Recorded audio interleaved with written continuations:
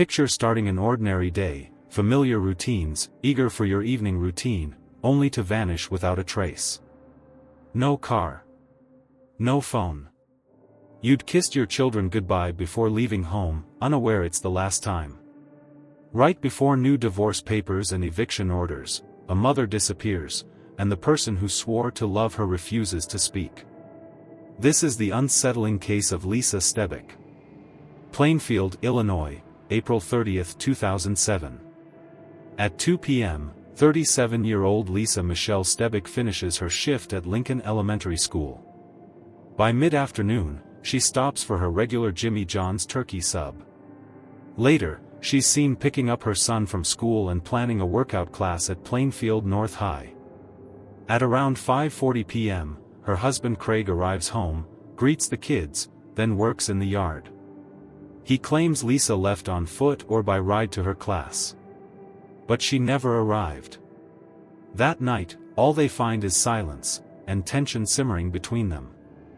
By 6 p.m., Craig takes the kids to Walgreens for candy, still no sign of Lisa. By 8:50 a.m. the next morning, he's calling Lisa's coworkers. By 10 a.m., a neighbor reports her missing. Her car sits idle in the garage. Her purse and cell phone have vanished, with no record of calls or charges. On the surface, investigators treat it like a possible runaway. But her family knows her routines. She was devoted, predictable, devoted to her 2 children.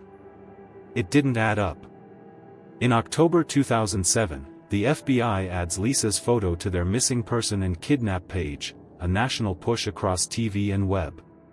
Images of her, smiling, brown hair falling to her shoulders, a butterfly tattoo on her lower back, flicker across evening news. Each viewer wonders, where is she now? That image becomes the torch carried by family and investigators, fueling roadside billboard campaigns and community vigils. But as public interest fades, the still sharpened image becomes a desperate echo of what once was. Lisa's estrangement from Craig had come into light and escalated. In January 2007, she filed for divorce and sought sole custody. She had moved to evict him, calling him domineering, cruel, and harmful to their kids. In October 2006, police responded to domestic disturbances at their home, no arrests made. Days before she vanished, Lisa confided in a neighbor about fear, about threats Craig had made. When she vanished, Craig cooperated, at first. But within a week, he refused a polygraph, withdrew interviews, and denied police entry to his children. On May 20, 2007, investigators found Lisa's blood, on a tarp in Craig's pickup truck. He claims it's from deer hunting in Michigan, but DNA confirms it belongs to Lisa. On July 12, 2007, Craig was officially labeled a person of interest. By then, cadaver dogs had scoured woods, lakes, and even Michigan cabins, no trace. Years later, 2018, 2019, even 2024, land is searched and new tests ordered, but nothing yields closure. Lisa's family remembers her laugh, bright, caring, full of life. Her 2 children, aged 10 and 12 at the time, have grown up with no mother, only fleeting memories. Her cousin, Melanie, admits, it's like she vanished from the earth. Facing birthdays and anniversaries with no resolution, the family clings to hope even as faith wanes. Their pain is raw, a mom disappeared, a father silenced, a community haunted. The blood on the tarp. The silent home. The missing tattoos on surveillance tape. The husband who stepped back from the mic. Lisa's case fractures the viewer's world, a mother torn from her children's arms, a marriage crumbling into suspicion, a husband's silence louder than any confession. Is she kidnapped? Murdered? Somewhere in plain sight? Or hidden beneath courthouse red tape and investigation limits? Lisa Stebic remains missing and the whisper of justice is her only voice left. Share this story. Post her face. Call in tips. Because every image is a lead. Every detail could be the key. Her children deserve answers. Her family deserves truth. And Lisa deserves to come home. If you're like me, you can't look away from these dark, twisted stories because there's always another case, another mystery, and another truth waiting to be uncovered. Every missing person leaves behind shattered families desperate for answers. If you believe their stories deserve to be told, subscribe, share, like and become part of this community. Together, we bring these stories back to light. 2 years old. Innocent. Clutched by his father during what should have been a joyful Mother's Day visit. But by dawn, the toddler was dead. His body, wrapped in a blanket, floating lifeless in the East River. How did Montrell Williams go from a smiling child at celebration to a tragic victim of unspeakable betrayal? New York City, May 10, 2025, a crisp spring evening in the Bronx. Montrell Williams, a happy, playful toddler clad only in a white t-shirt and diaper, left a family gathering with his father, 20-year-old Arias Williams. That night, Montrell should have returned to his 17-year-old mother, his regular custodial companion. But he never arrived. Surveillance cameras captured a chilling scene, Arias cradling Montrell, then hurling a dark bag into the Bronx River near the Bruckner Bridge.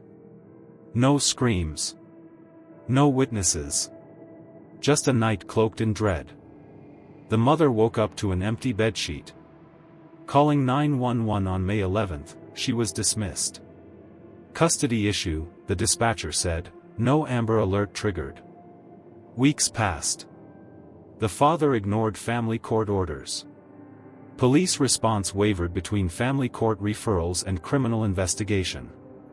Finally, on May 30th, a custodial interference warrant issued, but the boy was presumed gone.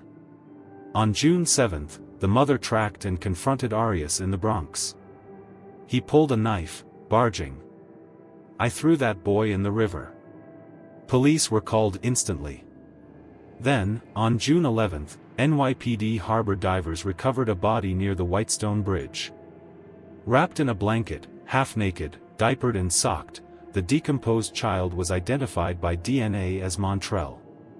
Arias Williams, a former teacher's assistant with a disturbing past, was arrested on charges of murder, manslaughter, and custodial interference.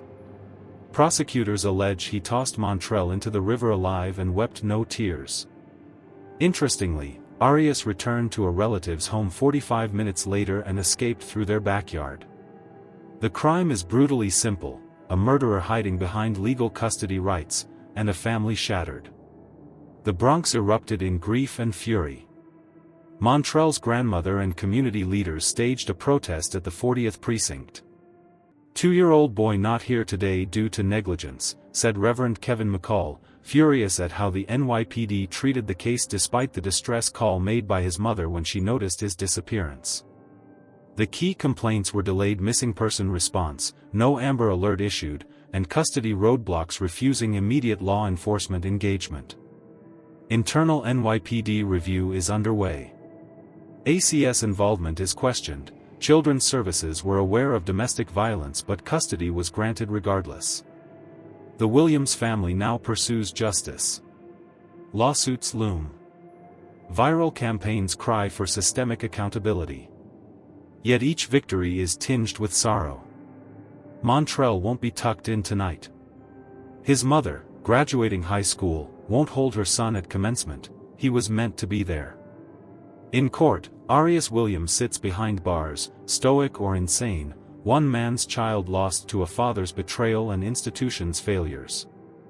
Each frame floods the mind, the cough of surveillance tape, the father's knife, the child's bare skin, the blanket's final coldness. Montrell deserved a lifetime. Instead, the river claimed his life. And the city buried him. This isn't random violence, it's betrayal. A father murdering his son.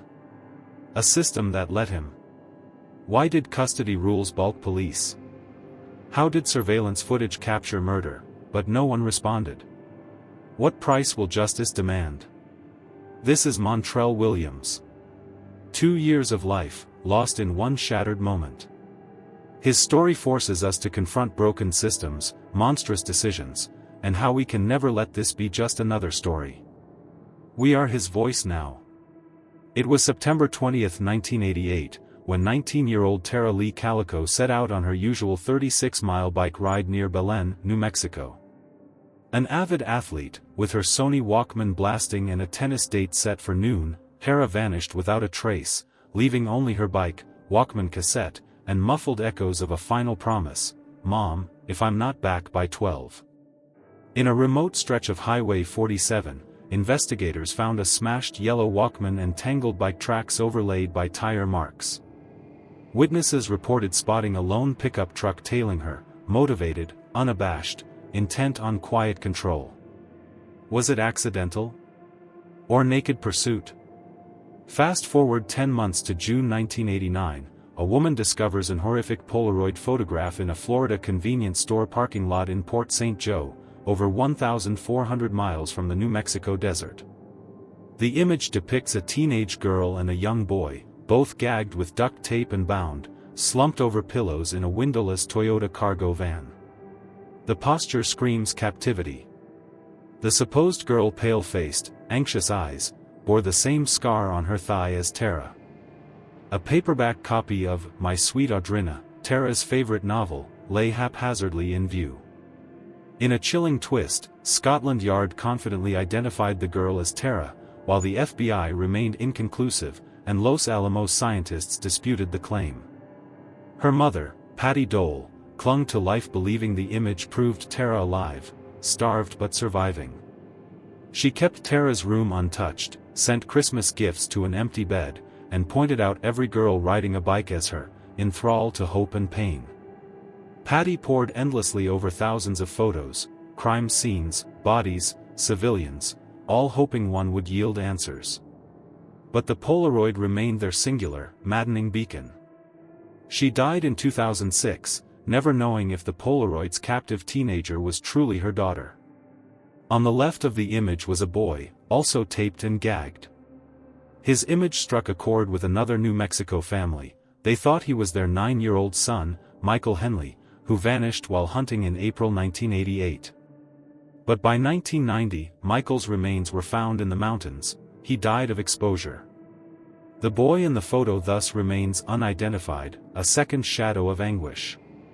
Over ensuing years, more Polaroids surfaced. A blurry image near a Montecito construction site, June 1989 film, a woman bound in gauze on an Amtrak train, February 1990 film. Tara's sister Michelle refused to dismiss them. The chilling similarities fueled more grief and confusion. Psychic tip-offs spoke of a dance club captive in California, but yielded no leads. Decades passed. In 2013, a fresh task force was formed. In 2021, law enforcement executed a sealed search warrant in Valencia County. By June 2023, officials stated they had identified the offenders. Evidence was strong enough for DA review, though suspects remain under seal. Yet, the Polaroid? Officially determined not to be Tara. The family's obsession continues. What if it is? Tara Calico's story is a tapestry of hope, horror, and heartbreak. A young woman vanishing on a bike ride, and the only evidence a Polaroid of a terror beyond comprehension. Its footage travels across the country, a maddening breadcrumb without substance. And now, decades later, whispers of justice stir. But the question screams louder: who captured that image? Imagine vanishing into thin air, no struggle, no witnesses, only an abandoned car, 11 fragile rabbits, and the eerie silence of rural rangeland. This is the chilling enigma of Gwen Brunelle, a 27-year-old from Boise, Idaho. What happened to her during a routine road trip in June 2023, and why did it take nearly a year and drones to uncover her fate? Gwen Brunelle was an avid animal lover, owner of 11 purebred show rabbits she cared for with devotion. On June 26, 2023, she left Boise, telling her family she was headed to California for a rabbit show consultation. The next evening, on June 27, she was seen alone at Mrs. Z's gas station in Jordan Valley, Oregon, a dusty, isolated outpost. Her car was discovered 3 days later, abandoned just 0.4 miles off Highway 95, near the Oregon-Idaho border. Inside were her rabbits, 5 of them tragically dead, the rest alive but frightened. Strangely compounding the mystery, Gwen's clothes and boots were later found along a dark rangeland trail, folded neatly, as if placed by someone, or by her, in a state of shocking deliberation. A massive ground search was launched. Deputies, volunteers, K-9 units combed the scrub and cliffside, but the vastness swallowed them. Days turned into weeks. Weeks bled into months. The case grew cold. Yet Gwen's family refused to give up. They hired a loft drone search, partnering with the Fowler O'Sullivan Foundation, to scan nearly 4,000 acres invisible from the ground. By April 2024, drones hovered overhead, capturing tens of thousands of high-resolution aerial images.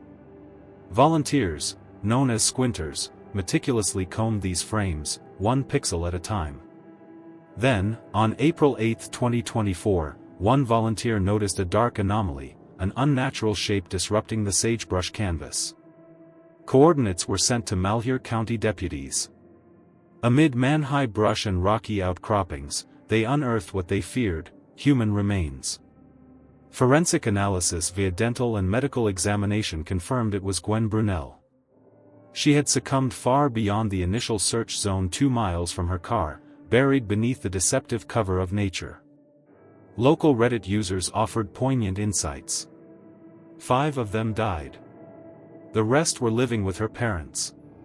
Her mental wellness was probably a factor. Taking off your clothes because you are hypothermic is a smoking gun. These shared recollections pointed toward a tragic combination of extreme stress, possibly a psychotic break, heat or cold-induced disorientation, and a landscape both vast and merciless. What terror drove her to leave her car and her rabbits behind? Maybe mental collapse, as friends noted Gwen had paused her medication. Witnesses reported folded attire, a classic sign of hypothermia, where victims strangely undressed despite the cold. Despite no signs of violence, the clean clearing and neat clothing placement hint at either unnerving self-control or a disturbing external force. The case remains inconclusive. The fact that drones solved this mystery is a stunning testament to technology and human perseverance. Over 4,000 acres mapped. Thousands of images scanned.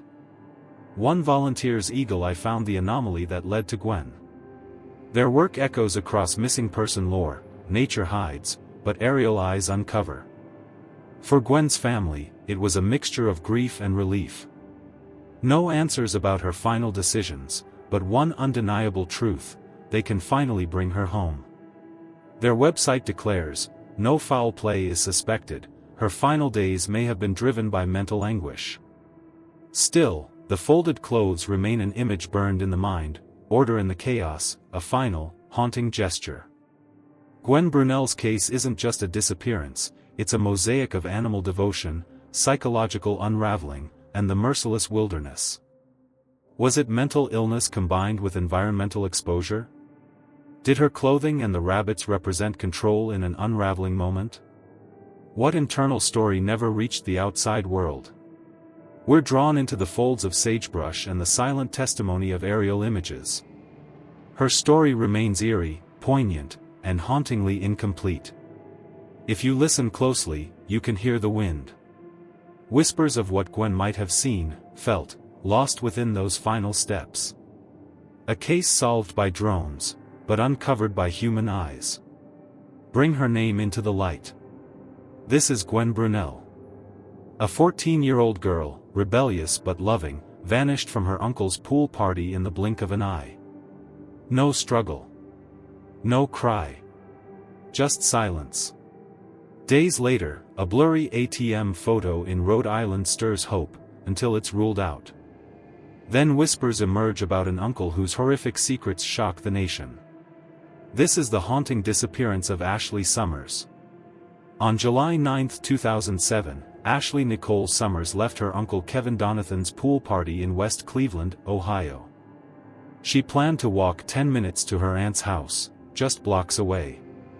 Ashley was estranged from her mother, a spirited teen who had recently gotten a tattoo reading Jean, her boyfriend's name, causing tension at home. Hours later, she vanished. Her phone, smashed by her uncle earlier that day after an argument, left her unreachable. By the time her family realized she was missing, flyers had disappeared from fence posts, and the hours had turned to days. Authorities initially treated Ashley as a runaway, teen rebellion, not abduction. But her family knew otherwise. Tenacious searches revealed no trace during day or night sweeps. Speculation swirled. Could she have ended up like Amanda Berry and Gina De Jesus, the Cleveland girls held captive by Ariel Castro? The FBI, mindful of that case, joined in 2008. Hope flickered in 2007, a blocked phone call to her mother, "Mom, it's me. I'm okay," but it ended in silence. And in 2015, an ATM security photo in Rhode Island stirred excitement, until agents confirmed it was not her. The Rhode Island ATM photo, a woman in a hoodie, illuminated by flickering fluorescent lights, someone thought they saw Ashley's eyes. The FBI released the still nationwide, sparking social media frenzy. The family held their breath. Could she be alive, forced to mask her identity, withdrawn and remote? When FBI DNA authentication came back negative, despair crashed swiftly, just another shadow in the long mystery. The dark pivot in this story? Her uncle, Kevin Donathan. He smashed her phone that morning. She walked away without it, vanishing into the unknown. Donathan was later indicted on 5 counts of rape and gross sexual imposition, targeting underage girls. In December 2018, he was arrested, and by February 2020, sentenced to 35 years in prison. He vehemently denies involvement in Ashley's disappearance, but the abuse he admitted forces us to ask, what else did he do that no one knows about? Once inside prison, more scenes emerged. In 2018, Cleveland FBI agents searched behind a Holden Avenue house she frequented, but found nothing. By 2021, land was exhumed in search of evidence, animal bones were found, but no human remains. The FBI refuses to close the case. As of 2024, appeals continue, new tips, new search zones, they're not ruling anyone out. Ashley came from a large family, constantly rotating through relatives' homes. Her mother, Jennifer, describes a vibrant teen, caring for siblings, mischievous but kind-hearted. Now, 17 years later, there's no image of resolution, only an age-progressed photo showing what 31-year-old Ashley might look like. Every birthday they pass, the void grows deeper. Ashley is deeply missed and loved, her mother pleads through tears.